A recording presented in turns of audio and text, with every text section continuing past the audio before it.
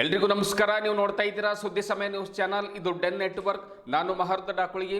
ಮತ್ತೆ ಒಂದಿಷ್ಟು ಹೊಸ ಸುದ್ದಿಗಳನ್ನು ತೆಗೆದುಕೊಂಡು ನಾವು ನಿಮ್ಮ ಮುಂದೆ ಬರ್ತಾ ಇದ್ದೀವಿ. ಈ ದಿನದ ಪ್ರಮುಖ ಹೆಡ್ಲೈನ್ಸ್ಗಳನ್ನು ನೋಡ್ಕೊಂಡು ಬರೋಣ. ಭಾಲ್ಕಿ ತಾಲೂಕಿನ ಬಾಳೂರು ಗ್ರಾಮದಲ್ಲಿ ಜರುಗಿದ ಛತ್ರಪತಿ ಶಿವಾಜಿ ಮಹಾರಾಜರ ಅಶ್ವಾರೂಢ ಪುತ್ಥಳಿ ಅನಾವರಣ ಸಮಾರಂಭ. ಶಿವಾಜಿ ತತ್ವ ಸಿದ್ಧಾಂತಗಳು ಜಗತ್ತಿಗೆ ಮಾದರಿಯಾಗಿವೆ. ಸಂಸದ ಸಾಗರ್ ಖಂಡ್ರೆ. ಬೀದರ್ನಲ್ಲಿ ಶಿವಾಜಿ ಸಂಶೋಧನಾ ಕೇಂದ್ರ ಸ್ಥಾಪನೆಯಾಗಲಿ. ದಾದಾ ಮಹಾರಾಜ್ ನಗರ್ಕರ್. 3 ದಶಕಗಳಿಂದ ನಿರಂತರವಾಗಿ ಮಕ್ಕಳ ಭವಿಷ್ಯ ರೂಪಿಸುತ್ತಿರುವ ದತ್ತಗಿರಿ ಮಹಾರಾಜ್ ಪ್ರಾಥಮಿಕ ಹಾಗೂ ಪ್ರೌಢಶಾಲೆ. ಕನ್ನಡ ಮತ್ತು ಆಂಗ್ಲ ಮಾಧ್ಯಮದಲ್ಲಿ ಓದಿದ ಹಲವು ವಿದ್ಯಾರ್ಥಿಗಳು ಉನ್ನತ ಹುದ್ದೆಯಲ್ಲಿದ್ದಾರೆ. ಮಲ್ಲಿಕಾರ್ಜುನ ಹತ್ತಿ, ಅಶೋಕ್ ರೇಜಂತಲ್ ಹಾಗೂ ರಮೇಶ್ ದುಕಾನ್ದಾರ್ ಹೇಳಿಕೆ. ರೈಲ್ವೆ ಕೆಳ ಸೇತುವೆ ನಿರ್ಮಾಣಕ್ಕಾಗಿ ಸ್ಥಳ ಪರಿಶೀಲನೆ. ವಾಯುಪಡೆ, ರೈಲ್ವೆ ಹಾಗೂ ಪುರಾತತ್ವ ಇಲಾಖೆ ಅಧಿಕಾರಿಗಳೊಂದಿಗೆ ಜಂಟಿ ಸಮೀಕ್ಷೆ. 8 ತಿಂಗಳಲ್ಲಿ ಕಾಮಗಾರಿ ಪ್ರಾರಂಭ ಮಾಡಲಾಗುವುದು. ಸಂಸದ ಸಾಗರ್ ಖಂಡ್ರೆ ಅಧಿಕಾರಿಗಳು ಭಾಗಿ. ಇಂದಿನ ಒಂದಿಷ್ಟು ವಾರ್ತೆಗಳ ವಿವರಗಳನ್ನು ನೋಡ್ಕೊಂಡು ಬರೋಣ. ಛತ್ರಪತಿ ಶಿವಾಜಿ ಮಹಾರಾಜರ ಜೀವನ ಮತ್ತು ಆದರ್ಶಗಳು ಕೇವಲ ಭಾರತಕ್ಕೆ ಮಾತ್ರವಲ್ಲ, ಇಡೀ ವಿಶ್ವಕ್ಕೆ ಮಾದರಿಯಾಗಿವೆ ಎಂದು ಲೋಕಸಭಾ ಸದಸ್ಯ ಸಾಗರ್ ಖಂಡ್ರೆ ತಿಳಿಸಿದರು. ಭಾಲ್ಕಿ ತಾಲೂಕಿನ ಬಾಳೂರು ಗ್ರಾಮದಲ್ಲಿ ಗ್ರಾಮಸ್ಥರ ವತಿಯಿಂದ ಆಯೋಜಿಸಿರುವಂತಹ ಛತ್ರಪತಿ ಶಿವಾಜಿ ಮಹಾರಾಜರ ಅಶ್ವಾರೂಢ ಪುತ್ಥಳಿಯನ್ನು ಅನಾವರಣಗೊಳಿಸಿ ಅವರು ಮಾತನಾಡ್ತಾರೆ. ಪ್ರತಿಯೊಬ್ಬರು ತಾಯಿಗೆ ಗೌರವ ಕೊಡಬೇಕು. ಶಿವಾಜಿಯವರ ಜೀವನ ಮತ್ತು ಆದರ್ಶಗಳನ್ನು ಪ್ರತಿಯೊಬ್ಬರು ಮೈಗೂಡಿಸಿಕೊಳ್ಳಬೇಕೆಂದು ಸಲಹೆ ಕೊಡ್ತಾರೆ. ಅಲ್ಲದೆ ಈಗಾಗಲೇ ಜಿಲ್ಲೆಯಲ್ಲಿ 25 ಲಕ್ಷ ವೆಚ್ಚದಲ್ಲಿ ಮರಾಠ ಭವನ ಕಾಮಗಾರಿ ಆರಂಭಿಸಲಾಗಿದೆ. ಬೀದರ್ ನಾಂದೇಡ್ ರೈಲ್ವೆ ಕಾಮಗಾರಿಗೆ ಕೇಂದ್ರ ಸರ್ಕಾರ ಈಗಾಗಲೇ ಅನುದಾನ ಕೊಟ್ಟಿದೆ. ರಾಜ್ಯ ಸರ್ಕಾರದ ಪಾಲಿನ ಅನುದಾನವನ್ನು ಕೊಡಿಸಲಿಕ್ಕೆ ಪ್ರಾಮಾಣಿಕ ಪ್ರಯತ್ನವನ್ನು ಮಾಡ್ತೇನೆ, ಮುಖ್ಯಮಂತ್ರಿಗಳೊಂದಿಗೆ ಮಾತನಾಡ್ತೇನೆ ಅನ್ನುವಂಥ ಮಾತನ್ನು ಕೂಡ ಹೇಳಿದರು. ಮರಾಠ ಸಮುದಾಯದ ಸಮಸ್ಯೆಗಳ ಕುರಿತು ಸಂಸತ್ತಿನಲ್ಲಿ ಧ್ವನಿ ಎತ್ತುವೆ. ಜೊತೆಗೆ ಮರಾಠ ಸಮಾಜದ ಏನೇ ಸಮಸ್ಯೆಗಳಿದ್ರೂ ಕೂಡ ಅವುಗಳಿಗೆ ಸ್ಪಂದಿಸ್ತೇನೆ, ಎಲ್ಲರನ್ನ ಒಗ್ಗೂಡಿಸಿಕೊಂಡು ಹೋಗುವಂಥ ಪ್ರಯತ್ನ ಮಾಡ್ತೇನೆ ಅನ್ನುವಂಥ ಮಾತನ್ನು ಕೂಡ ಲೋಕಸಭಾ ಸದಸ್ಯ ಸಾಗರ್ ಖಂಡ್ರೆ ತಿಳಿಸಿದರು. ಪುಣೆಯ ಪೂಜ್ಯ ಶ್ರೀ ದಾದಾ ಮಹಾರಾಜ್ ನಗರ್ಕರ್ ಅವರು ಮಾತನಾಡಿ, ಬೀದರ್ ಜಿಲ್ಲೆಯಲ್ಲಿ ಛತ್ರಪತಿ ಶಿವಾಜಿ ಮಹಾರಾಜರ ಸಂಶೋಧನಾ ಕೇಂದ್ರ ಸ್ಥಾಪನೆಯಾಗಬೇಕು. ಈ ಕುರಿತು ರಾಜ್ಯದ ಅರಣ್ಯ, ಜೀವಿಶಾಸ್ತ್ರ, ಪರಿಸರ ಹಾಗೂ ಬೀದರ್ ಜಿಲ್ಲಾ ಉಸ್ತುವಾರಿ ಸಚಿವ ಈಶ್ವರ್ ಖಂಡ್ರೆ ಅವರು ವಿಧಾನಸಭೆಯಲ್ಲಿ ಧ್ವನಿ ಎತ್ತಲೇಬೇಕೆಂದು ತಿಳಿಸಿದರು. ಬೀದರ್ ಚಿದಂಬರ ಆಶ್ರಮದ ಪೂಜ್ಯ ಶ್ರೀ ಡಾಕ್ಟರ್ ಶಿವಕುಮಾರ್ ಸ್ವಾಮಿಗಳು ಮಾತನಾಡಿ, ಜಾತಿ ವ್ಯವಸ್ಥೆಯೇ ನಮ್ಮ ದೇಶವನ್ನು ಹಾಳು ಮಾಡಿದೆ. ಸ್ವಾರ್ಥಕ್ಕಾಗಿ ಜನಪ್ರತಿನಿಧಿಗಳು ಒಡೆದಾಳುವ ನೀತಿ ಅನುಸರಿಸುವುದು ಸಲ್ಲದು. ಹಿಮಾಲಯದಿಂದ ಹಿಂದೂ ಮಹಾಸಾಗರದವರೆಗೆ ಜೀವಿಸುವಂತಹ ಪ್ರತಿಯೊಬ್ಬರೂ ಹಿಂದೂಗಳೇ ಆಗಿದ್ದಾರೆ ಎಂದು ಪ್ರತಿಪಾದಿಸಿದರು. ಬೆಂಗಳೂರಿನ ಪೂಜ್ಯ ಶ್ರೀ ಮಂಜುನಾಥ್ ಭಾರತಿ ಸ್ವಾಮೀಜಿ ಮಾತನಾಡಿ, ಶಿವಾಜಿ ಮಹಾರಾಜರ ನಡೆದಾಡುವ ವಿಶ್ವವಿದ್ಯಾಲಯ ಆಗಿದ್ದರು ಎಂದು ಡಾಕ್ಟರ್ ಬಾಬಾ ಸಾಹೇಬ್ ಅಂಬೇಡ್ಕರ್ ಅವರು ಅಂದೇ ಹೇಳಿದರು. ಕೇವಲ ಮೂರ್ತಿ ಸ್ಥಾಪನೆ ಮಾಡಿದರೆ ಸಲ್ಲದು, ಅದರ ಜೊತೆಗೆ ಸಮಾಜದ ಏಳಿಗೆಗೆ ಪ್ರತಿಯೊಬ್ಬರೂ ಕೂಡ ಶ್ರಮಿಸಬೇಕೆಂದು ಸಮಾಜದ ಬಾಂಧವರಿಗೆ ಕರೆ ನೀಡಿದರು. ಶಿವಾಜಿ ಮಹಾರಾಜರು ಜನಿಸಿ 396 ವರ್ಷಗಳು ಕಳೆದರೂ ಕೂಡ ಇಂದಿಗೂ ಹಳ್ಳಿಗಳಲ್ಲಿ ಅವರ ಪುತ್ಥಳಿ ಸ್ಥಾಪನೆ ಆಗ್ತಾ ಇವೆ. ಅಂದರೆ ಅವರ ಹೋರಾಟದ ಮಾದರಿ ಎಂಥದ್ದಾಗಿರಬಹುದು, ಅವರ ಹೋರಾಟದ ಕಿಚ್ಚು, ಅವರ ಸ್ವಾಭಿಮಾನದ ಪ್ರತೀಕ ಸಂಕೇತ ಎಷ್ಟು ಜನರಲ್ಲಿ ಅದು ಹೃದಯದಲ್ಲಿ ಅಚ್ಚಳಿಯದೆ ಉಳ್ಕೊಂಡಿರಬಹುದು ಅನ್ನುವಂಥದ್ದನ್ನು ನೀವೇ ವಿಚಾರ ಮಾಡಿ ಎನ್ನುವಂಥ ಮಾತನ್ನು ಕೂಡ ಹೇಳಿದರು. ಸಮಾಜದ ಮುಖಂಡರಾದ ಪದ್ಮಾಕರ್ ಪಾಟೀಲ್ ಅವರು ಮಾತನಾಡಿ, ಶಿವಾಜಿ ಮಹಾರಾಜರು ಕೇವಲ ಮರಾಠಿಗರಿಗೆ ಮಾತ್ರ ಸೀಮಿತವಲ್ಲ, ಅವರು ಇಡೀ ದೇಶದ ಜನತೆಯ ಸ್ವಾಭಿಮಾನದ ಸಂಕೇತವಾಗಿದ್ದಾರೆ ಎಂದು ಹೇಳಿದರು. ಸಾಗರ್ ಖಂಡ್ರೆ ಅವರು ಮರಾಠ ಸಮಾಜದ ಕೈ ಹಿಡಿದರೆ ನಾವು ಅವರನ್ನು ನಿರಂತರವಾಗಿ ಕೈ ಹಿಡಿಯುತ್ತೇವೆ. ನಿರಂತರವಾಗಿ ಅವರು ಪಾರ್ಲಿಮೆಂಟ್ನಲ್ಲಿ ಇರಬೇಕು ಅಂದರೆ ಮರಾಠಿಗರನ್ನು ಅವರ ಜೊತೆಗೆ ತೆಗೆದುಕೊಂಡು ಹೋಗಲೇಬೇಕು. ಈ ಹಿಂದಿನ ಸಂಸದರು ನಮಗೆ ಕೈ ಕೊಟ್ಟಿದ್ದರು, ಅವರು ಯಾವುದೇ ಕಾರಣಕ್ಕೂ ಕೂಡ ನಮ್ಮ ಒಂದು ಸಮಸ್ಯೆಗಳ ಬಗ್ಗೆ, ಸಮಾಜದ ಬಗ್ಗೆ ಕಳಕಳಿಯನ್ನು ಸಂಸತ್ತಿನಲ್ಲಿ ತೋರಲಿಲ್ಲ, ಧ್ವನಿ ಎತ್ತಲಿಲ್ಲ.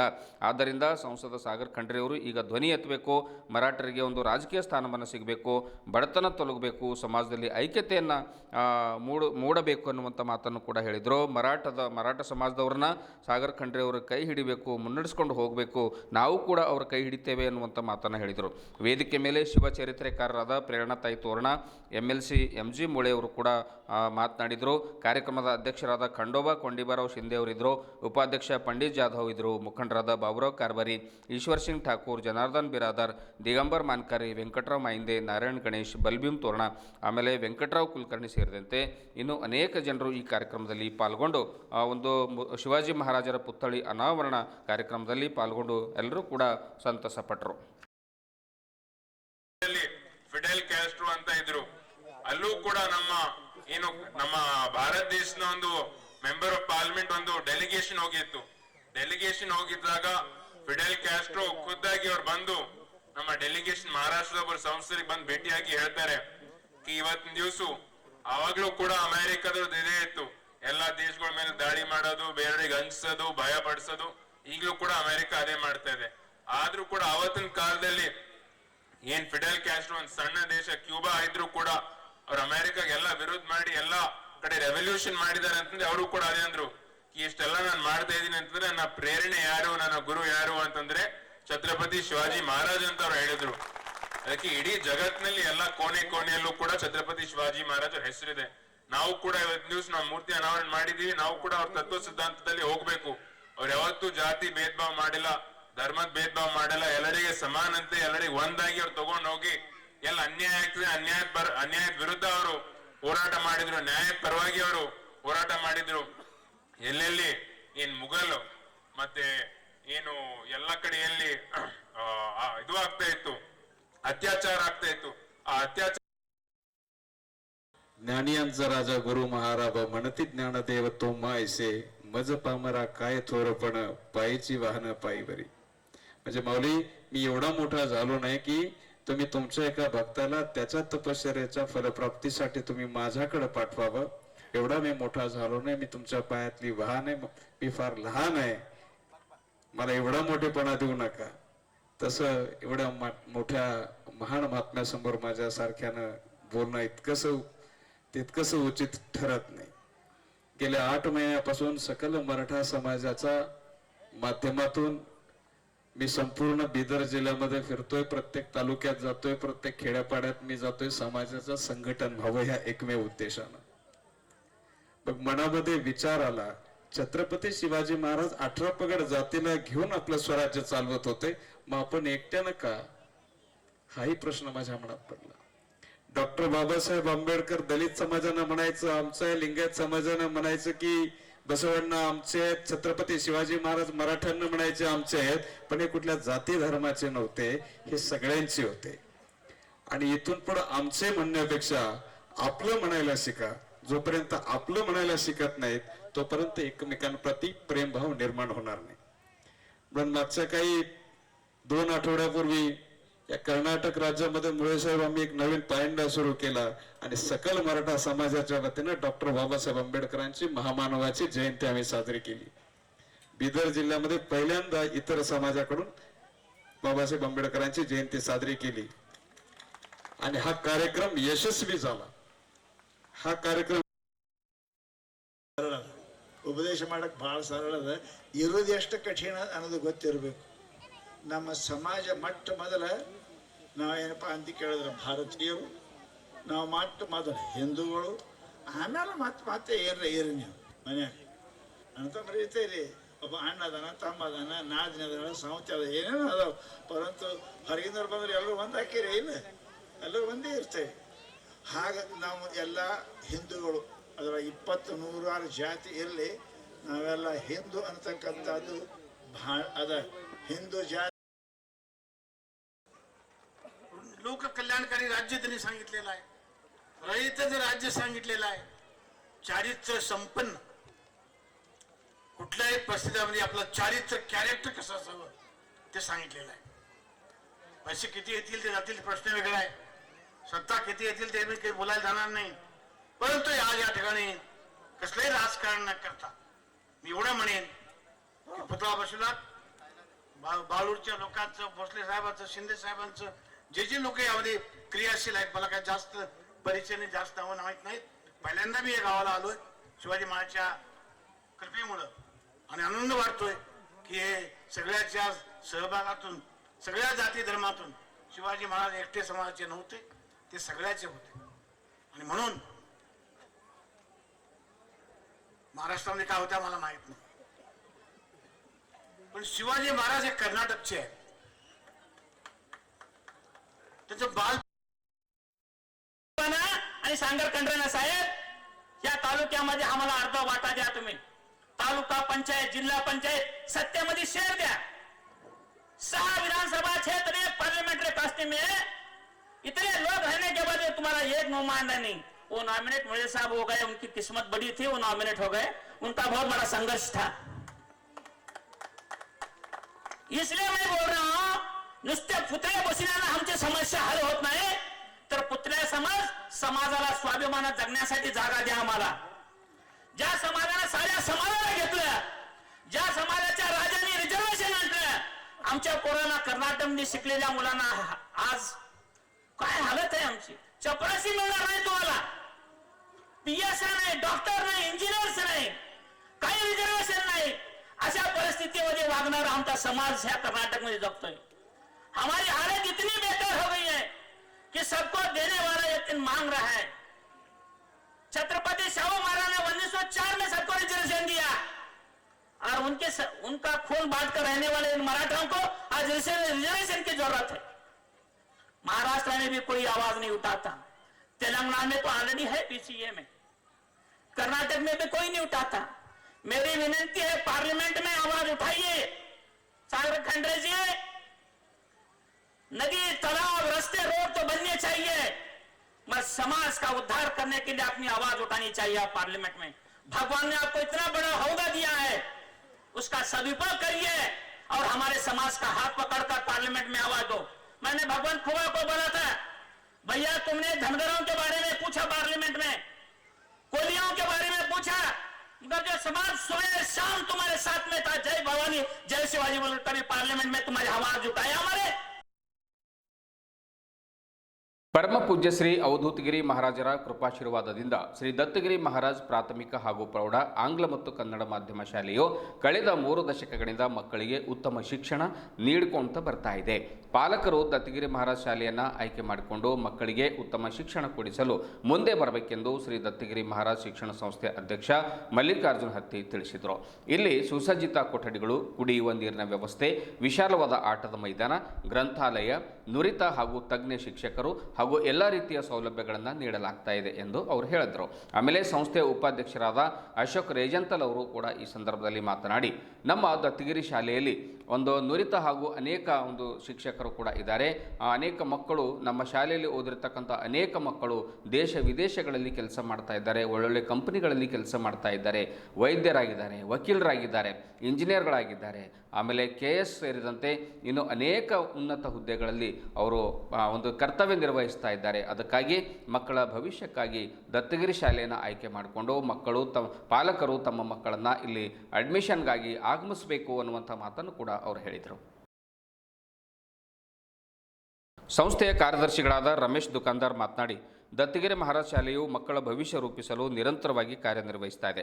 ಶಿಕ್ಷಣದ ಜೊತೆಗೆ ಸಾಂಸ್ಕೃತಿಕ ಕಾರ್ಯಕ್ರಮಗಳು, ವಿವಿಧ ಕ್ರೀಡೆಗಳು, ಸ್ಪರ್ಧೆಗಳಲ್ಲಿ ಭಾಗವಹಿಸಲು ಮಕ್ಕಳಿಗೆ ಪ್ರೋತ್ಸಾಹ ನೀಡುತ್ತಾ ಇದೆ ಎಂದು ತಿಳಿಸಿದರು. ಶಾಲೆಯ ಕನ್ನಡ ಮಾಧ್ಯಮದ ಪ್ರಾಚಾರ್ಯರಾದ ಶ್ರೀಮತಿ ಜಯದೇವಿ ಆರ್ ಯದ್ಲಾಪುರೆ ಹಾಗೂ ಆಂಗ್ಲ ಮಾಧ್ಯಮದ ಪ್ರಾಚಾರ್ಯರಾದ ಶ್ರೀಮತಿ ಮಹಾದೇವಿ ಬೀಡೆ ಮಾತನಾಡಿ, ನಮ್ಮ ಶಾಲೆಯಲ್ಲಿ ಹೊಸ ಹೊಸ ಶಿಕ್ಷಣ ಪದ್ಧತಿಗಳಿಗೆ ಮಹತ್ವ ನೀಡಿ ಮಕ್ಕಳ ಭವಿಷ್ಯ ನಿರ್ಮಾಣ ಮಾಡುವಲ್ಲಿ ಪ್ರಮುಖ ಪಾತ್ರ ವಹಿಸ್ತಾ ಇದೆ.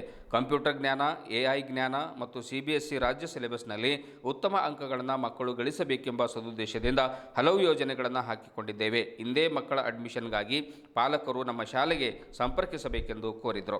ಶ್ರೀ ದತ್ತಗಿರಿ ಮಹಾರಾಜ್ ಪ್ರಾಥಮಿಕ ಪ್ರೌಢಶಾಲೆಯು ಕನ್ನಡ ಮತ್ತು ಆಂಗ್ಲ ಮಾಧ್ಯಮದಲ್ಲಿ ಶಿಕ್ಷಣ ನೀಡುತ್ತಾ ಬರ್ತಾ ಇದೆ. ಜಿಲ್ಲೆಯ ಪ್ರತಿಷ್ಠಿತ ಶಾಲೆಗಳಲ್ಲಿ ಇದು ಕೂಡ ಒಂದಾಗಿದೆ. ಇದುವರೆಗೆ ಲಕ್ಷಾಂತರ ವಿದ್ಯಾರ್ಥಿಗಳು ಶಿಕ್ಷಣವನ್ನು ಪಡ್ಕೊಂಡಿದ್ದಾರೆ. ಸಾವಿರಾರು ಮಕ್ಕಳು ದೇಶ ವಿದೇಶಗಳ ಉತ್ತಮ ಕಂಪನಿಗಳಲ್ಲಿ, ಸಂಸ್ಥೆಗಳಲ್ಲಿ ಕರ್ತವ್ಯ ನಿರ್ವಹಿಸುತ್ತಾ ತಮ್ಮ ಭವಿಷ್ಯವನ್ನು ರೂಪಿಸಿಕೊಂಡಿದ್ದಾರೆ. ಕೂಡಲೇ 2026-27ನೇ ಸಾಲಿನ ಅಡ್ಮಿಷನ್ ಆರಂಭಗೊಂಡಿವೆ. ಶಾಲೆಗೆ ಸಂಪರ್ಕಿಸಬೇಕೆಂದು ಕನ್ನಡ ಮತ್ತು ಆಂಗ್ಲ ಮಾಧ್ಯಮದ ಪ್ರಾಥಮಿಕ ಮತ್ತು ಪ್ರೌಢಶಾಲೆಯ ಪ್ರಾಚಾರ್ಯರು ಕೋರಿದ್ದಾರೆ. ಇವತ್ತು ಸ್ವತಃ ಸಂಸ್ಥೆಯ ಉಪಾಧ್ಯಕ್ಷರಾದ ಅಶೋಕ್ ರೇಜಂತಲ್ ಅವರು ನಮ್ಮ ಜೊತೆ ಇದ್ದಾರೆ. ಅವ್ರನ್ನೇ ಬನ್ನಿ ಒಂದು ಪ್ರಶ್ನೆಯನ್ನು ಕೇಳೋಣ. ಸರ್, ಈಗ ತಮ್ಮ ಶಾಲೆಯಲ್ಲಿ ಓದಿರ್ತಕ್ಕಂಥ ಮಕ್ಕಳು ಯಾವ್ಯಾವ ಹುದ್ದೆಯಲ್ಲಿದ್ದಾರೆ, ಏನೇನು ಮಾಡ್ತಾ ಇದ್ದಾರೆ? ನಮ್ಮ ಶಾಲೆಯಲ್ಲಿ ಓದಿದಂಥ ವಿದ್ಯಾರ್ಥಿಗಳು IPS, ಡಾಕ್ಟರ್ಗಳು, ಇಂಜಿನಿಯರು ಮತ್ತು ದೊಡ್ಡ ದೊಡ್ಡ ಹುದ್ದೆಗಳಲ್ಲಿ ಸೇರಿ ಅವರ ಸೇವೆಯನ್ನು ಸಲ್ಲಿಸುತ್ತಿದ್ದಾರೆ. ಅಲ್ಲದೆ ಹೊರಗಿನ ದೇಶದಲ್ಲೂ ಸೇವೆಯನ್ನು ಮಾಡುತ್ತಿದ್ದಾರೆ. ಈ ಎಲ್ಲ ಉತ್ತಮ ಶ್ರೇಣಿಯಲ್ಲಿ ಸೇವೆ ಮಾಡಿ ಅವರು ಜೀವನಮಾನವನ್ನು ಮಾಡುವುದಕ್ಕಾಗಿ ಈ ಶಾಲೆಯನ್ನು ಅವರಿಗೆ ತುಂಬ ಸಹಾಯ ಆಗಿದೆ. ಸರ್, ಈಗ ಸಂಸ್ಥೆಯ ಗೌರವಾಧ್ಯಕ್ಷರಾಗಿರ್ತಕ್ಕಂಥ ಪೂಜ್ಯ ಶ್ರೀ ಅವಧೂತಗಿರಿ ಮಹಾರಾಜರು ಕೂಡ ಈ ಒಂದು ಶಾಲೆಯ ಬೆಳವಣಿಗೆಗೆ, ಏಳಿಗೆಗೆ ಸಾಕಷ್ಟು ಪ್ರಯತ್ನ ಮಾಡ್ತಾ ಇದ್ದಾರೆ. ಅವರು ಆಶೀರ್ವಾದ ಹೇಗಿದೆ ಸರ್? ಹೇಗೆ ಸಪೋರ್ಟಿವ್ ಆಗಿದೆ? ದತ್ತಗಿರಿ ಮಹಾರಾಜರದು ಅವರೊಂದು ಧಾರ್ಮಿಕ ಅವರಲ್ಲಿಂದ ಎಲ್ಲ ಎಲ್ಲ ವಿದ್ಯಾರ್ಥಿಗಳಿಗೆ ಆತ್ಮೀಯಲಿಂದ ಅವರು ಆಶೀರ್ವಾದದಿಂದ ಎಲ್ಲರೂ ಉತ್ತಮ ಶಿಕ್ಷಣವನ್ನು ಪಡೆದು ಮತ್ತು ಒಳ್ಳೆಯ ಹುದ್ದೆಗಳಲ್ಲಿ ಹೋಗಲು ಅವರು ನೆರವೇರಿಸಿದ್ದಾರೆ. ಈಗ ಎಲ್ಲ ಪದಾಧಿಕಾರಿಗಳು ಸಪೋರ್ಟ್ ಹೇಗಿದೆ ಸರ್ ತಮಗೆ? ಎಲ್ಲ ಪದಾರ್ಥಿಗಳ ಎಲ್ಲರ ಸಹಯೋಗದಿಂದ ನಾವು ಇನ್ನೂ ಮೊದಲಿನಕ್ಕಿಂತಲೂ ಉತ್ತಮವಾಗಿ ಶಿಕ್ಷಣ ಮಾಡುವುದು, ಎಲ್ಲ ಏನೇನು ಅಡಚಣೆಗಳಿವೆ ಅವೆಲ್ಲ ನಿವಾರಣೆ ಮಾಡಿ ಒಂದು ಬೀದರ್ನಲ್ಲಿ ಒಂದು ಹೆಸರಾದ ಸಂಸ್ಥೆಯನ್ನು ಮಾಡಬೇಕೆಂದು ನಮ್ಮ ಉದ್ದೇಶವಾಗಿದೆ. ಇದು ಅಶೋಕ್ ರೇಜಂತಲ್ ಅವರು, ಹಾಗೆ ಅಧ್ಯಕ್ಷರಾಗಿರ್ತಕ್ಕಂಥ ಮಲ್ಲಿಕಾರ್ಜುನ್ ಹತ್ತಿಯವರು, ಆಮೇಲೆ ಕಾರ್ಯದರ್ಶಿಗಳಾಗಿರುವಂಥ ರಮೇಶ್ ದುಕಾನ್ದಾರ್ ಅವರು. ಈ ದತ್ತಗಿರಿ ಮಹಾರಾಜ್ ಶಾಲೆ ಒಂದು ಒಳ್ಳೆ ರೀತಿಯನ್ನು ನಡೆಸ್ಕೊಂಡು ಹೋಗ್ತಾ ಇದ್ದೀವಿ. ಇಲ್ಲಿ ಪ್ರತಿಯೊಂದು ಕೂಡ ಆಟದ ಮೈದಾನ ಇರ್ಬೋದು, ಕುಡಿಯುವ ನೀರಿನಂಥ ಸೌಲಭ್ಯ ಇರ್ಬೋದು, ಕೊಠಡಿಗಳ ಒಂದು ಸುಸಜ್ಜಿತವಾಗಿರ್ತಕ್ಕಂಥ ಶಿಸ್ತುಬದ್ಧ ಕೊಠಡಿ ಇರ್ಬೋದು, ಒಳ್ಳೆ ನುರಿತ ಮತ್ತು ಅನುಭವಿ ಶಿಕ್ಷಕರು ಇರ್ಬೋದು, ಪ್ರಾಂಶುಪಾಲರು ಇರ್ಬೋದು, ಎಲ್ಲರೂ ಕೂಡ ಒಂದು ಒಳ್ಳೆ ರೀತಿಯಿಂದ ಒಂದು ಸೇವೆಯನ್ನು ಮಾಡ್ತಾ ಇದ್ದಾರೆ. ಒಳ್ಳೆ ಶಿಕ್ಷಣ ಕೊಡ್ತಾ ಇದ್ದೀವಿ. ನಮ್ಮಲ್ಲಿ ಓದಿರ್ತಕ್ಕಂಥ ಸಾವಿರಾರು ಜನ ಮಕ್ಕಳು ಇವತ್ತು ದೇಶ ವಿದೇಶಗಳಲ್ಲಿ ಕೆಲಸ ಮಾಡ್ತಾ ಇದ್ದಾರೆ, ಒಳ್ಳೊಳ್ಳೆ ಕಂಪನಿಗಳಲ್ಲಿ ಕೆಲಸ ಮಾಡ್ತಾ ಇದ್ದಾರೆ, ಶಿಕ್ಷಕರಾಗಿದ್ದಾರೆ, ಲೆಕ್ಚರರ್ ಆಗಿದ್ದಾರೆ, ಡಾಕ್ಟರ್ ಆಗಿದ್ದಾರೆ, ಇಂಜಿನಿಯರ್ಸ್ ಆಗಿದ್ದಾರೆ, ವಕೀಲರಾಗಿದ್ದಾರೆ, IAS IPS ವರೆಗೂ ಕೂಡ ಹೋಗಿದ್ದಾರೆ, ಪ್ರಯತ್ನ ಮಾಡ್ತಾ ಇದ್ದಾರೆ ಅನ್ನುವಂತಹ ಒಂದು ಅದ್ಭುತ ಸಂದೇಶವನ್ನ ಇವತ್ತು ನಮ್ಮ ಸುದ್ದಿ ಸಮಯ ಡೆನ್ ನೆಟ್ವರ್ಕ್ಗೆ ಅವರು ಕೊಟ್ಟಿದ್ದಾರೆ. ಆಮೇಲೆ ಪಾಲಕರಲ್ಲಿ ಅವರು ವಿನಂತಿ ಕೂಡ ಮಾಡ್ಕೊಂಡಿದ್ದಾರೆ, ನೀವು ಇಲ್ಲಿ ಅಡ್ಮಿಷನ್ ತಗೊಂಡು ಬನ್ನಿ, ನಮ್ಮಲ್ಲಿ ಮಕ್ಕಳನ್ನ ಶಾಲೆಗೆ ಕಳುಹಿಸಿ, ಆಮೇಲೆ ನಾವು ಒಳ್ಳೆ ಶಿಕ್ಷಣವನ್ನು ಕೊಡ್ತೀವಿ, ಅವ್ರ ಭವಿಷ್ಯ ನಿರ್ಮಾಣ ಮಾಡ್ತೀವಿ. ಆ ಭವಿಷ್ಯದ ಜೊತೆಗೆ ಒಂದು ಪಠ್ಯ ಚಟುವಟಿಕೆಗಳ ಜೊತೆಗೆ ಪಠ್ಯೇತರ ಚಟುವಟಿಕೆ, ಬೇರೆ ಬೇರೆ ಆಟಗಳಲ್ಲಿಯೂ ಕೂಡ ಡಿಸ್ಟಿಕ್ ಲೆವೆಲಲ್ಲಿ, ರಾಜ್ಯ ಮಟ್ಟದಲ್ಲಿ, ರಾಷ್ಟ್ರ ಮಟ್ಟದಲ್ಲಿಯೂ ಕೂಡ ಒಂದು ಗೇಮ್ಸ್ ಆಟದಲ್ಲಿ ಮಕ್ಕಳು ಹೋಗಿದ್ದಾರೆ ಅನ್ನುವಂಥ ಸಂದೇಶವನ್ನು ಕೂಡ ಅವರು ಕೊಡ್ತಾ ಇದ್ದಾರೆ. ಹಾಗಾಗಿ ಇದಕ್ಕೆಲ್ಲವೂ ಕೂಡ ಗೌರವಾಧ್ಯಕ್ಷರಾದ ಪೂಜ್ಯ ಶ್ರೀ ಅವಧೂತಗಿರಿ ಮಹಾರಾಜರು, ಈ ಹಿಂದೆ ಇದ್ದಿರ್ತಕ್ಕಂಥ ಅಧ್ಯಕ್ಷರಾಗಿರ್ತಕ್ಕಂಥ ಅನುಸೂಯ ಮಾತಾಜಿಯವರು ಎಲ್ಲರೂ ಕೂಡ ಸಪೋರ್ಟ್ ಕೊಟ್ಟಿದ್ದಾರೆ. ಎಲ್ಲ ಪದಾಧಿಕಾರಿಗಳ ಸಪೋರ್ಟ್ ಇದೆ.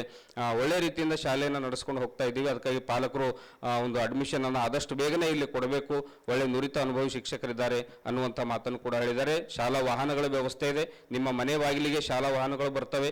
ಇಲ್ಲಿ ಒಳ್ಳೆ ರೀತಿಯಿಂದ ಶಿಕ್ಷಣವನ್ನು ಕೊಡ್ತೀವಿ, ಶಿಸ್ತುಬದ್ಧವಾಗಿರ್ತಕ್ಕಂಥ ಶಿಸ್ತನ್ನು ಕಲಿಸ್ತೀವಿ ಅನ್ನುವಂಥ ಶಾಲೆಯ ಎಲ್ಲ ಸೌಲಭ್ಯಗಳ ಬಗ್ಗೆ ಪದಾಧಿಕಾರಿಗಳಾಗಿರ್ತಕ್ಕಂಥ ಅಶೋಕ್ ರೇಜಂತಲ್ ಅವರು, ಮಲ್ಲಿಕಾರ್ಜುನ್ ಹತ್ತಿಯವರು, ರಮೇಶ್ ದುಕಾನ್ದಾರ್ ಅವರು ಒಳ್ಳೆ ಮೆಸೇಜ್ ಅನ್ನು ಕೊಟ್ಟಿದ್ದಾರೆ. ಅದಕ್ಕಾಗಿ ನಾವು ಕೂಡ ತಮಗೆ ಮನವಿಯನ್ನು ಮಾಡಿಕೊಡ್ತಾ ಇದ್ದೀವಿ. ಜಿಲ್ಲೆಯ ಪಾಲಕ ಬಂಧುಗಳು ತಮ್ಮ ಮಕ್ಕಳಿಗೆ ಇಲ್ಲಿ ದತ್ತಗಿರಿ ಮಹಾರಾಜ್ ಪ್ರಾಥಮಿಕ ಹಾಗೂ ಪ್ರೌಢಶಾಲೆ ಕನ್ನಡ ಮಾಧ್ಯಮ ಮತ್ತು ಆಂಗ್ಲ ಮಾಧ್ಯಮ ಎರಡೂ ಒಂದು ಮಾಧ್ಯಮಗಳಲ್ಲಿ ಒಳ್ಳೆ ಶಿಕ್ಷಣವನ್ನು ಕೊಡುವಂಥ ಪ್ರಯತ್ನವನ್ನು ಮಾಡ್ತಾ ಇದ್ದಾರೆ. ಅದಕ್ಕಾಗಿ ತಾವು ಪಾಲಕ ಬಂಧುಗಳು ಇಲ್ಲಿ ಅಡ್ಮಿಷನ್ ತೆಗೆದುಕೊಳ್ಬೇಕು ಅಂತ ನಾವು ಕೂಡ ನಿಮ್ಮನೆ ಮನವಿಯನ್ನು ಮಾಡ್ಕೊಳ್ತಾ, ಕ್ಯಾಮ್ರಾಮನ್ ಸಂಜು ಕುಮಾರ್ ಜೊತೆ ಮಹಾರುದ್ರ ಡಾಕುಳಿಗಿ, ಸುದ್ದಿ ಸಮಯ ಡೆನ್ ನೆಟ್ವರ್ಕ್, ಬೀದರ್. ಎಲ್ಲರೂ ದೊಡ್ಡ ಹುದ್ದೆಗಳನ್ನು ಸೇರಿ ಅವ್ರದ್ದೊಂದು ಭವಿಷ್ಯವನ್ನು ಉತ್ತೀರ್ಣವಾಗಿದೆ. ಇದೀಗ ಸಂಸ್ಥೆ ಎಷ್ಟು ವರ್ಷಗಳಿಂದ ತಾವು ನಡೆಸ್ಕೊಂಡು ಬರ್ತಾ ಇದ್ದೀರಿ ಸರ್? ನಮ್ಮ ಸಂಸ್ಥೆಯು ಸುಮಾರು 3 ದಶಕಗಳ ಮೇಲ್ಪಟ್ಟು ನಡೀತಾ ಇದೆ. ಮಕ್ಕಳಿಗೆ ಒಂದು ಒಳ್ಳೆಯ ಶಿಕ್ಷಣ ಕೊಡಬೇಕನ್ನೋ ಉದ್ದೇಶ ಇದೆ. ಆಂಗ್ಲ ಮತ್ತು ಕನ್ನಡ ಮಾಧ್ಯಮದಲ್ಲಿ ನಮ್ಮಲ್ಲಿ ಕಲಿತ ಮಕ್ಕಳು ಸುಮಾರು ಅನೇಕ ಹುದ್ದೆಗಳಲ್ಲಿ ಉನ್ನತ ಸ್ಥಾನದಲ್ಲಿ ಇದ್ದಾರೆ. ಅದೇ ರೀತಿ ಏನದ ನಾವು ಸಾಂಸ್ಕೃತಿಕ ಇದರಲ್ಲಿ ಒಂದು ನಡ್ಕೊಂಡು ಹೋಗ್ಬೇಕಂಥೇಳಿ ನಮ್ಮದು ಮಹಾರಾಜರದು ಅಪೇಕ್ಷೆ ಇದೆ. ಈಗ ತಮ್ಮ ಶಾಲೆಯಲ್ಲಿ ಯಾವ್ಯಾವ ಸೌಲಭ್ಯಗಳಿವೆ ಸರ್?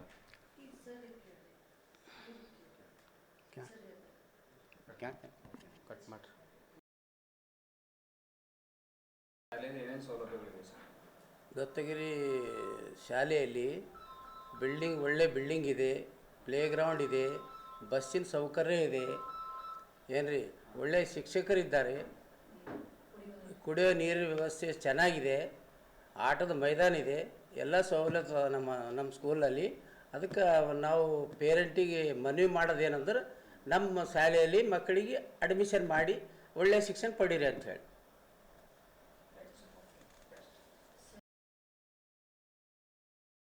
ನಾನು ಶ್ರೀಮತಿ ಜಯದೇವಿ ಆರ್ ಯದ್ಲಾಪುರೆ, ದತ್ತಗಿರಿ ಮಹಾರಾಜ್ ಕನ್ನಡ ಮಾಧ್ಯಮ ಶಾಲೆಯಲ್ಲಿ ಪ್ರಾಚಾರ್ಯರಾಗಿ ಸೇವೆ ಸಲ್ಲಿಸ್ತಾ ಇದ್ದೇನೆ. ದತ್ತಗಿರಿ ಮಹಾರಾಜ್ ಶಿಕ್ಷಣ ಸಂಸ್ಥೆಯು ಸುಮಾರು 3 ದಶಕಗಳಿಂದ ಉತ್ತಮವಾದಂಥ ರೀತಿಯಲ್ಲಿ ಒಂದು ಶೈಕ್ಷಣಿಕ ಸೇವೆಯನ್ನು ಸಲ್ಲಿಸ್ತಾ ಇದೆ. ಈ ನಮ್ಮ ಶಿಕ್ಷಣ ಸಂಸ್ಥೆಯಲ್ಲಿ ಓದಿದಂಥ ವಿದ್ಯಾರ್ಥಿಗಳು ಡಾಕ್ಟರ್, ಇಂಜಿನಿಯರ್, IPS ಅನೇಕ ಸಂಶೋಧಕರು ಸಹ ಆಗಿದ್ದಾರೆ. ಭಾರತವಲ್ಲದೆ ವಿದೇಶದಲ್ಲಿಯೂ ಸಹ ಸೇವೆ ಸಲ್ಲಿಸ್ತಾ ಇದ್ದಾರೆ. ನಮ್ಮ ದತ್ತಗಿರಿ ಮಹಾರಾಜ್ ಶಿಕ್ಷಣ ಸಂಸ್ಥೆಯ ಒಂದು ಉದ್ದೇಶ ಏನಂತಂದರೆ, ಇಂದಿನ ಕಾಲದಲ್ಲಿ ಪೈಪೋಟಿಯ ಕಾಲದಲ್ಲಿ ಶಿಕ್ಷಣದ ಜೊತೆಗೆ ಅನೇಕ ಪಠ್ಯೇತರ ಚಟುವಟಿಕೆಗಳಲ್ಲಿಯೂ ಆಟಗಳಲ್ಲಿಯೂ ಮತ್ತು ನಮ್ಮ ಎಲ್ಲಕ್ಕಿಂತ ಹೆಚ್ಚು ಗೊತ್ತಾ ನಮ್ಮ ಪಾರಂಪರಿಕ ಒಂದು ವ್ಯವಸ್ಥೆ ಏನದಲ್ಲ, ನಮ್ಮ ಪಾರಂಪರಿಕ ಒಂದು ಸಾಂಸ್ಕೃತಿಕ ಚಟುವಟಿಕೆಗಳತ್ತ ನಮ್ಮ ಮಕ್ಕಳನ್ನು ಒಲಿಸಿ ಉತ್ತಮವಾದಂಥ ಒಂದು ಸೇವೆಯನ್ನು ನೀಡಬೇಕು ಎನ್ನುವುದೇ ನಮ್ಮದು ಮುಖ್ಯ ಉದ್ದೇಶವಾಗಿದೆ. ಸುಮಾರು 2000 ವಿದ್ಯಾರ್ಥಿಗಳು ನಮ್ಮ ದತ್ತಗಿರಿ ಮಹಾರಾಜ್ ಶಿಕ್ಷಣ ಸಂಸ್ಥೆಯಲ್ಲಿ ಓದ್ತಾ ಇದ್ದಾರೆ. ಪ್ರತಿ ವರ್ಷ ಸುಮಾರು 200ಕ್ಕೂ ಹೆಚ್ಚು ವಿದ್ಯಾರ್ಥಿಗಳು SSLCಯಲ್ಲಿ ತೇರ್ಗಡೆಯಾಗಿ ಅನೇಕ ಮುಂದೆ ದೊಡ್ಡ ದೊಡ್ಡ ಓದುವಿಗೆಯಲ್ಲಿ ತೊಡಗಿಕೊಂಡಿದ್ದಾರೆ. ಆದ ಕಾರಣಕ್ಕಾಗಿ ನಾವೆಲ್ಲರೂ ಒಳ್ಳೆಯ ಶಿಕ್ಷಣವನ್ನು ನೀಡಲಿಕ್ಕೆ ಇಲ್ಲಿ ನುರಿತ ಅನುಭವಿಗಳು ಶಿಕ್ಷಕರಿದ್ದಾರೆ. ಅನೇಕ ನಮ್ಮ ಆಡಳಿತ ಮಂಡಳಿಯ ಸಪೋರ್ಟ್ ಇದೆ. ಉತ್ತಮವಾದಂಥ ಕಟ್ಟಡ, ನೀರಿನ ವ್ಯವಸ್ಥೆ, ಆಟದ ಗ್ರೌಂಡು ಎಲ್ಲ ರೀತಿಯಿಂದ ಒಂದು ಒಳ್ಳೆಯ ಒಳ್ಳೆಯ ವ್ಯವಸ್ಥೆ ಇದೆ. ಆದ ಕಾರಣ ತಮ್ಮ ಮಕ್ಕಳನ್ನು ನಮ್ಮ ಶಾಲೆಗೆ ಕಳಿಸಿ ದಾಖಲಾತಿ ಮಾಡಿ ನಿಮ್ಮ ಮಕ್ಕಳನ್ನು ಒಂದು ಭವ್ಯ ಭಾರತದ ಒಂದು ದಿವ್ಯ ಪ್ರಜೆನಾಗಿ ಮಾಡಲಿಕ್ಕೆ ತಾವೆಲ್ಲರೂ ಕಾರಣೀಕರ್ತರಾಗಿ ಅಂತ ಹೇಳಿ ನನ್ನ ಮಾತು ಮುಗಿಸ್ತೇನೆ.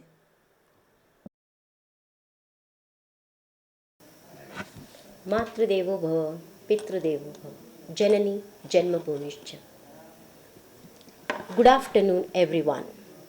My dear parents, as you all know, Sri Dattagiri Maharaj Education Society is serving since 1992. More than 30 years, our institution is contributing in developing this society. Today, under the blessings and the guidance of Dattagiri Maharaj,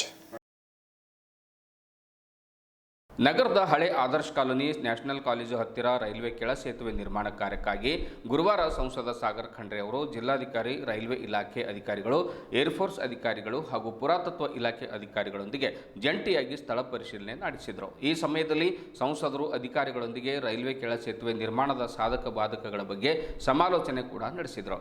ಆಮೇಲೆ ನಂತರ ಮಾತನಾಡಿರುವಂತಹ ಅವರು ಹಳೆ Adarsh colony ಬಳಿ railway ಕೆಳ ಸೇತುವೆ ನಿರ್ಮಾಣ ಮಾಡಬೇಕು ಅನ್ನುವಂಥದ್ದು ಹಲವು ದಶಕಗಳ ಬಹುಜನರ ಒಂದು ಬೇಡಿಕೆ ಕೂಡ ಆಗಿತ್ತು. ಆದರೆ ಕೆಲವು ಸಮಸ್ಯೆಗಳ ಕಾರಣದಿಂದಾಗಿ ಅದು ತೊಡಕಾಗಿತ್ತು. ನಿರಂತರ ಮೇಲ್ವಿಚಾರಣೆಯನ್ನು ನಡೆಸಿ ಸಮಸ್ಯೆಗಳನ್ನು ಪರಿಹರಿಸಿ ಎಂದು ವಾಯುಪಡೆ, ರೈಲ್ವೆ ಇಲಾಖೆ ಹಾಗೂ ಪುರಾತತ್ವ ಇಲಾಖೆಯ ಅಧಿಕಾರಿಗಳೊಂದಿಗೆ ಜಂಟಿ ಸಮೀಕ್ಷೆಯನ್ನು ನಡೆಸಿದ್ದೇನೆ ಎಂದು ಅವರು ಲೋಕಸಭಾ ಸದಸ್ಯರಾಗಿರ್ತಕ್ಕಂಥ ಸಾಗರ್ ಖಂಡ್ರೆ ತಿಳಿಸಿದರು.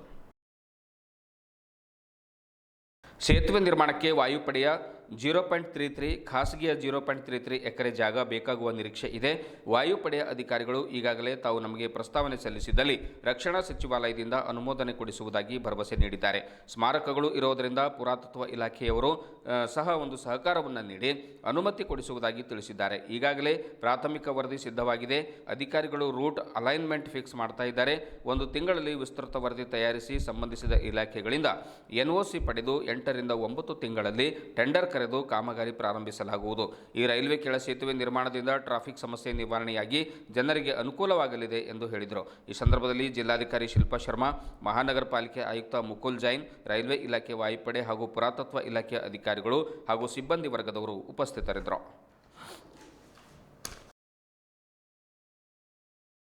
ಇದುವರೆಗೂ ಸುದ್ದಿ ಕೊಟ್ಟಿರುವ ನಾನು ಮಹರ್ದು ರಾಕೋಳಿಗೆ. ಮತ್ತೆ ಮುಂದಿನ ವಾರ್ತೆಗಳೊಂದಿಗೆ ಭೇಟಿಯಾಗೋಣ. ವಂದನೆಗಳು.